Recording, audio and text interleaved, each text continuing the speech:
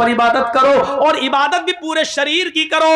देखिए अल्लाह, ये पूरे शरीर, हाथ की इबादत, हाथ की एक्सरसाइज, अल्लाह अकबर, रुकू कर रहे हैं आप, ये कमर की एक्सरसाइज, रीढ़ की हड्डी बिल्कुल सीधी होनी चाहिए, कमर ऐसी होनी चाहिए रुकू में, कौवे की चोंचे मत मारो नमाज पढ़ते वक्त। बहुत से लोगों को आपने देखा होगा, तो मतलब अल्लाह अकबर, अल्लाह अकबर, कौवे की चोंचे मार के भाग रहे हैं, न कमर सीधी न कयाम सही।